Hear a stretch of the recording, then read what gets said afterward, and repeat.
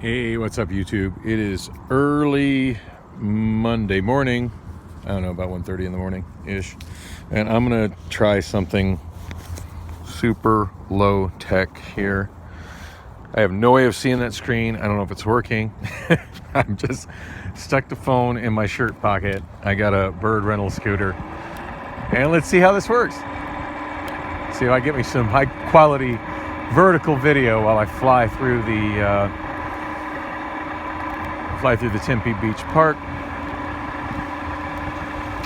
There's no public transit running this late at night, and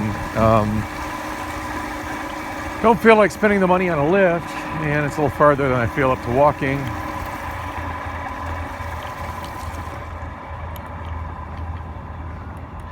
So I'm going to attempt to take a Bird home.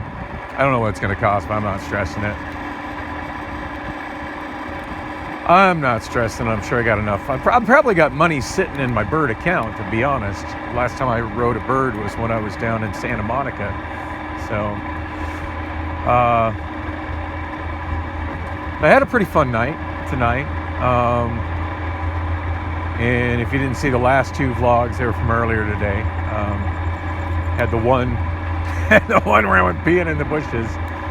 Hey, sometimes when you gotta go, you gotta go. And you know, I mean, when there's no public restrooms available, people are gonna go. People are gonna go because they gotta go. So, I've always wanted to do a ride-along video with a scooter. I hope this turns out cool. I really do.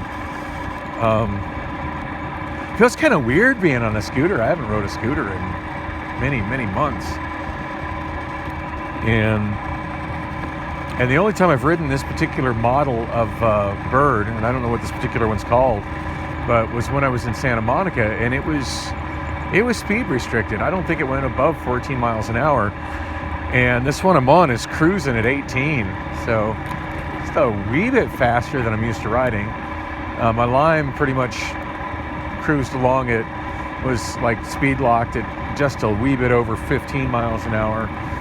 And I'm pretty sure that my, before it finally died, my Xiaomi M365, I think it pretty much also capped out at 15 miles an hour. So, yeah, it's a little faster. I'm used to riding a scooter. Back when I was a juicer for Lime, most of that time period when the Lime 2.5s came on with the speedometer, the original Limes didn't have a speedometer, so I really didn't know how fast I was going, to be honest. But when the 2.5s came on with the digital speedometer, for the longest time, when they first came out, I think they went this fast. I think they went like 18, 19 miles per hour, as long as you weren't going uphill. But then they did a speed restriction on them and slowed them down to 16.9 miles per hour, which was awesome. In fact, at one point I was thinking seriously about getting like a camera I could do. I could vlog on and call it the vlog life at 16.9 miles per hour, because it got to the point, like, if I wasn't juicing, all the rest of the time I was just riding scooters. Because I'll be honest, this is, for the most part, this is more fun to me than driving. This is pretty awesome. I did notice the Bird rates have gone up dramatically since the last time I rode it. So this is probably going to be a little on the, let's hear it for Tempe, watering the sidewalks. Awesome. Oh, I'm about to get wet. Oh no, that was all right. Yeah, no, I'm, as long as I'm not trying to go and, if I'm going a distance which is in the range of an electric scooter, I much prefer riding an electric scooter to driving, providing it's just, me, and I'm not trying to haul DJ equipment. I mean, obviously hauling karaoke equipment's a whole nother animal. I'm not hauling anything on this scooter. On your right.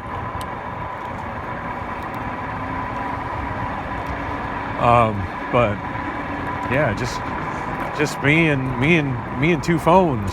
So this is pretty freaking awesome. All right, I'm gonna be kind of bold right here.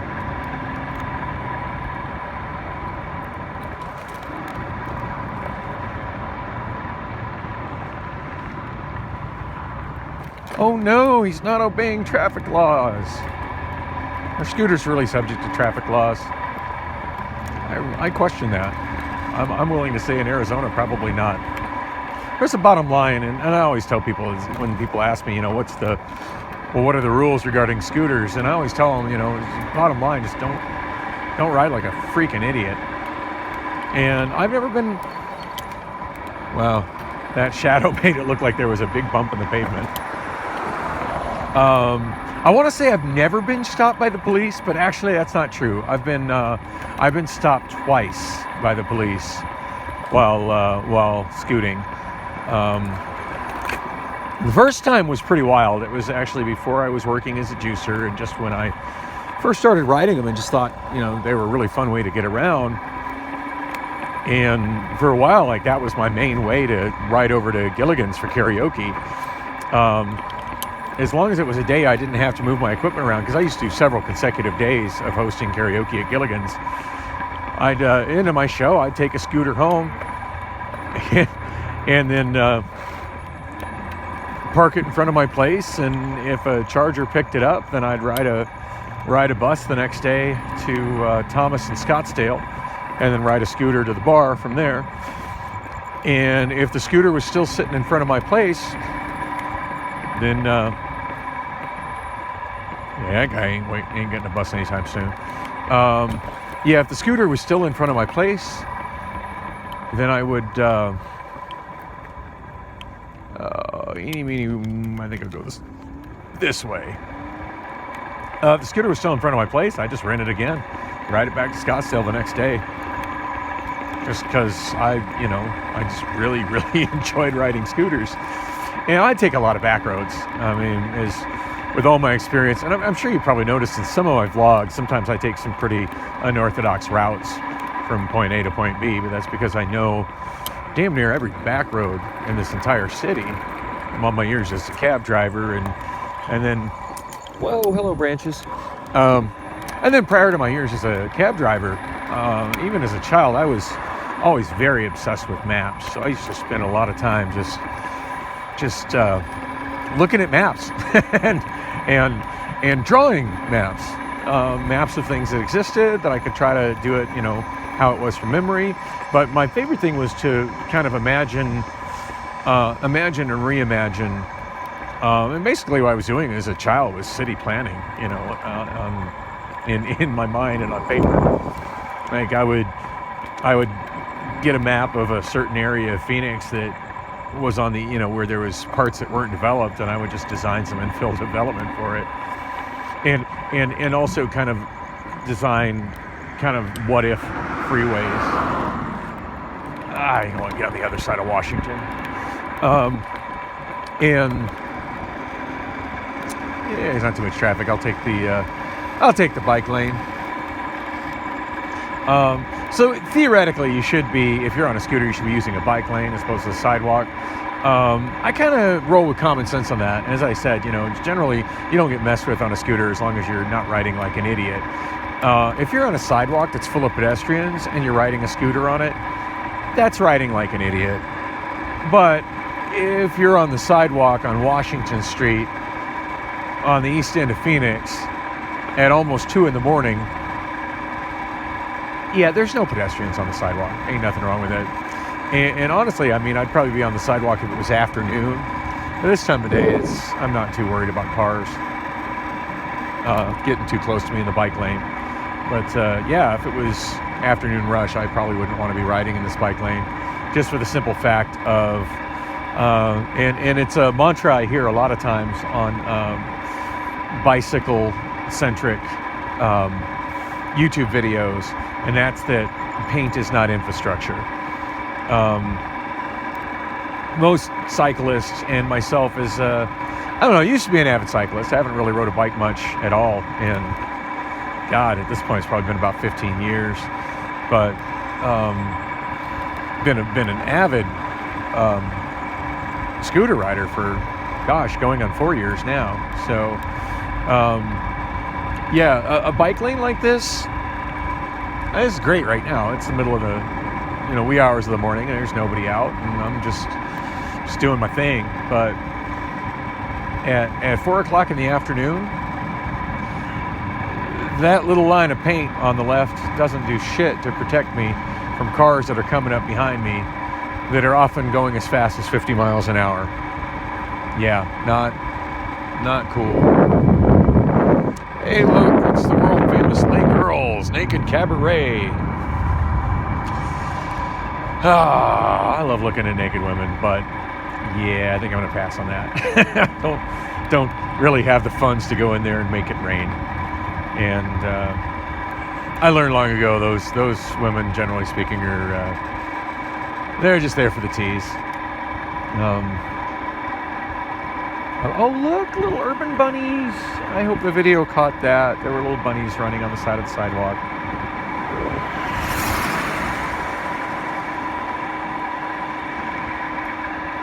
You know, I was talking with one of my old karaoke buddies that used to come to my show all the time when I was at Castaways. Of course, he used to live near Castaways.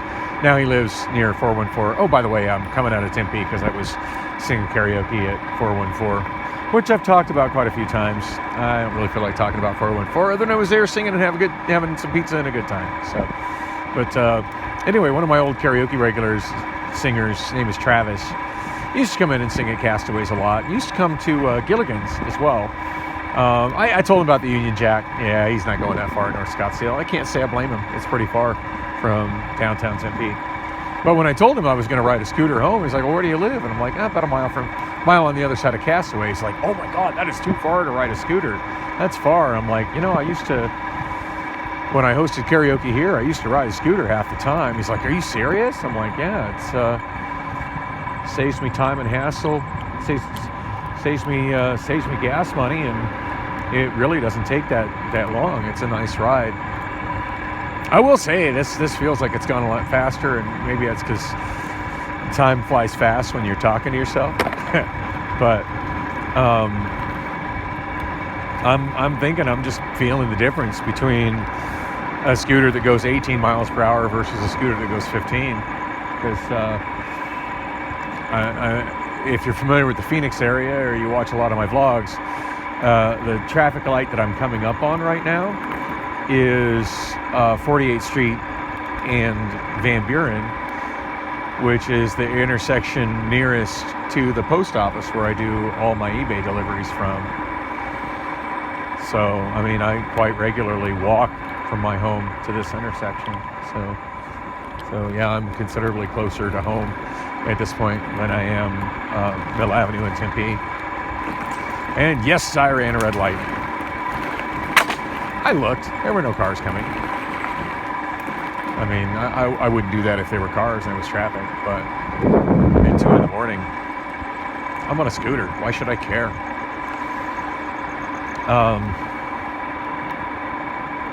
In fact, that's one thing I kind of miss. The fact that late at night that you could get stuck at that red light by yourself and be sitting, doing nothing. I don't really stress on it in the car, I got my music. It's a safe chance to check incoming messages on the smartphone, but I got my music and I got my air conditioning. I'm comfy. But yeah, sometimes it feels kind of asinine sitting at a red light for a minute when there's absolutely no cross traffic in the middle of the night. And there was a time when most of the lights in Phoenix, after a certain time, and it was different time on different lights, but they used to just go to a blinking mode where the roadway with the most traffic would have a blinking yellow light, and the roadway with less traffic would have a blinking red light. And we just treat it as a stop sign. Come to a stop, look both ways, go. Don't need to waste your time. But anyway, that just is what it is. Oh, God, I can't believe how quickly I got home. I need to get me another scooter. Definitely need to get me another scooter. This is way more fun than riding the bus. I'm gonna park it near my apartment and cross my fingers that it stays there for a while. And I'm really glad that Bird doesn't have a geofence, because this is definitely outside of Bird's coverage area. But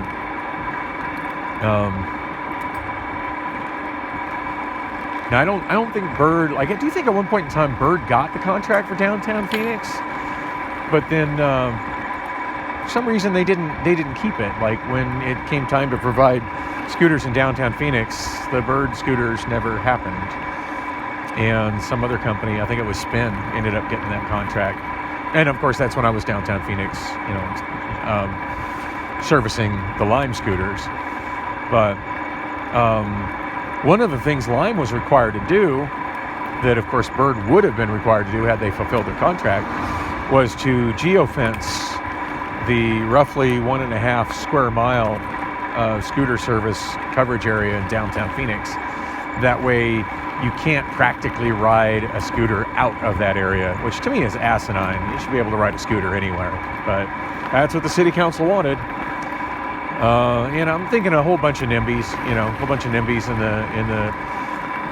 in the probably the Willow residential area, you know. Oh, we don't want scooters, really? Because like if you rode a scooter home, you'd realize it's a lot more pleasant on short trips than driving a car and getting stuck in traffic. But anyway, but yeah, the way those were geofenced, once you got to, you know, 7th Street coming this direction, the scooter would suddenly be restricted to a speed of about 3 miles per hour, which made it pretty much useless. This light I'm going to stop for because people sometimes drive pretty crazy on McDowell. Or not. It's clear, I'm good.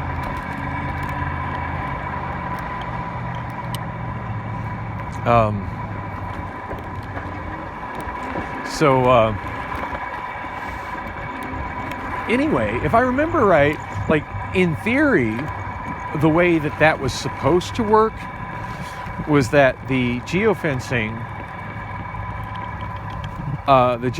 was supposed to stop anyone from, I've been watering the sidewalks again. Grr. Makes them slippery. The geofencing was supposed to not allow a scooter to be ridden anywhere in the city of Phoenix. It just beeped at me. I wonder why. Outside that box. Ooh, my ride, it just beeped at me, and my ride just slowed way down. Speaking of geofencing, I think I just got geofenced. Oh, that's a bummer. I was really hoping to ride all the way home, but it just slowed me down to 5 miles an hour. This isn't any fun. All right. Well, I guess it's time for me to wrap up this video and go back to the